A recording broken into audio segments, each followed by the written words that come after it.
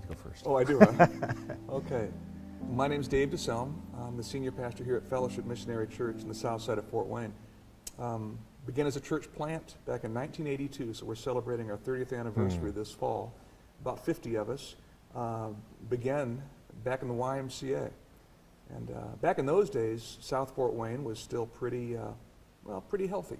The mall was still in place. The industry was still in place, so the tax base was still solid for the schools. But as it began to shift, though we began to grow, the city began to change, and so now we're a church of around 2,500, but we're now 25% minority. And so the city has changed around us, and hopefully we've changed as well. But that's our context here in South Fort Wayne. Okay. And Anchor Community Church started in 1998, and we were a collaboration with Emmanuel Community Church on the southwest side of Fort Wayne, and the Small United Brethren Church. They had been around since 1927, and the neighborhood had changed a little bit, and they just weren't reaching their neighborhood, and they knew it. And so, in kind of an act of self-sacrifice, they were willing to close their doors and let Emmanuel and the denomination help them restart. And so my wife and I and about 50 people from Emmanuel went, and all new leadership, renovated the church, and all new mission, and went in, and our goal was we want people to be able to walk to this neighborhood church. It's smack dab surrounded by thousands and thousands of homes, and so we want to be able to connect with them. And so 14 years later, we're a church of about 100, 125 people on a Sunday. We've maxed out our facility, but we really want to be a blessing to the neighborhood. And so part of it is just trying to figure out what are their needs and how do we meet them. And we want to be of the neighborhood. So the people that live in the neighborhood are the same ones turning around trying to serve that neighborhood, but also we have people from all over the city. So we really want to serve any neighborhood that has a need. If you're part of our church, we want to be a blessing to where we're located, but be a blessing where you're located. And so that's kind of the attitude we try to take. And we don't have a lot of money with the neighborhood, a lot of poverty, but we still believe people can still love. They can still love their neighbor, and that doesn't cost money. That's more time and energy, and sometimes money. Well, my pilgrimage to a greater sense of missionality has been a slow one. I think as one who's a lot older than you, and I was schooled under models of discipleship that were pretty much ends in themselves. You learn to study the Bible, you learn to confess sin, you learn to tithe, you learn this and that, and pretty much live the American dream. And so discipleship was defined, I call it this reductionary discipleship, that it ends in you. And it was about 10 years ago that I began to start scratching my head and wondering, is that truly what it's supposed to be? I was intrigued by Jesus' prayer, the Lord's Prayer. May thy kingdom come, thy will be done on earth as it is in heaven. And someone who uniquely preached that sermon said, could it be that Jesus was praying that up there be brought down here?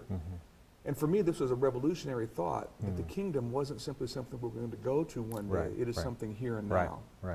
And if that's the case, then our responsibility as disciples is to join him in that work. Well, this was huge for me, Tim, to grapple with this thing here. And so for me personally, this was multiple years of deconstructing my idea of discipleship. And fortunately, I had some staff members. My son was on staff then. He's since moved to Chicago, but another staff member named Joe Johns, who consistently challenged me along these lines. And then Joe did a teaching series called The Great Outdoors, which we reduced to GO, which became Go Day. And in that summer, we decided that we would go once a month to our neighborhoods just to serve and love. And that took hold. Before we knew it, Go Day had become a monthly event that increasing numbers of fellowshippers began to get involved with. I recognized then that I needed to rethink my theology and then also to retool some of my teachings regarding that. So over this last decade, especially increasingly, the illustrations that I use, the examples that I give are to people who are living with more of this robust discipleship that includes neighborhood commitment. One of the things we did was we uniquely then surveyed our changing community, and we asked the people around here, how can we be a church not only in this area but of this area? What does this area need? We received a whole raft of suggestions, but it had to start with, and I think it always does, it has to start with the senior leader embracing this thing personally, almost with a sense of, if no one else will, I must. And until that happens, I don't think a church will change. The leader cannot hand that off to somebody else, even with a staff our size. If I don't own this and practice it Right. personally, Right. it won't go anywhere. Yeah. It'll become a short-lived program driven by guilt. I call it Christian slumming. Yeah. We'll do a certain amount of Christian Right. slumming, but really we're going to come back to our safe, Yep. tidy, neat Yep. church, Yep. and Wash off. and wash off. And which is what a sad picture of the Jesus that I kept on reading about in Scripture that was Right. otherwise. So that Right. that was it for me. Yeah. Well, and we've been at the church. We started in October, and that February, I was staying at the church late working. We had a church choir that was working on Easter cantata, and so I was just sticking around and watching them. And a young man stumbled into our church, and I mean, I was 23 at the time, so he was probably my age, a little bit older. And he had been sleeping on the streets, and he said he almost froze to death the night before. I want to know if we could help him. And I had never met anyone like this in my life. I mean, I grew up, my dad's a pastor, and I grew up in the church, but even though it was small town churches, I just was never exposed to poverty.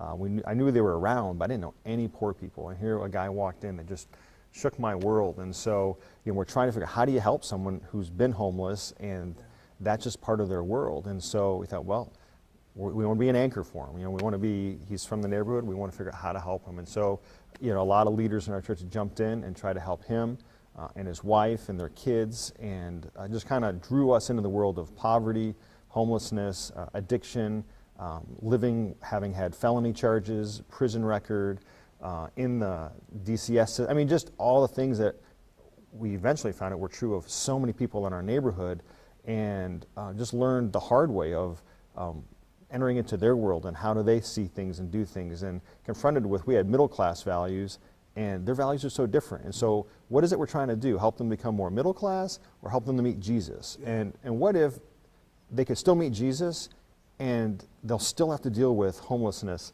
and poverty and prison record? Like, meeting Jesus won't change those realities right away. And what do we want for them? And that just really shook us about, how does life transformation really happen from just living a little bit better life to they want a totally different life. And we don't intuitively know how to help them get there, because Bible studies won't help him not be homeless anymore, and praying more won't evaporate all the lifestyle that went into his felony record. And so with lots of people, were doing prison visits. One lady in our church took this man's wife into her house, trying to mentor her, and they ended up disappearing, and we felt hurt and betrayed.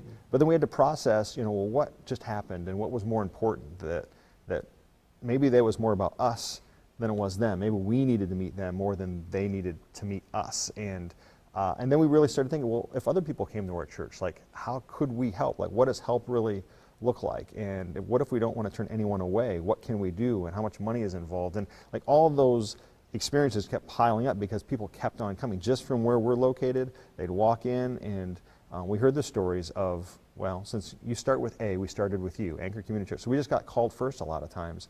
And so we didn't want to turn them away without, if we're getting all these calls first, we want to set a good example for other churches, And so we tried to find, where can you go to get help? And then we started hearing stories. Well, we tried that place.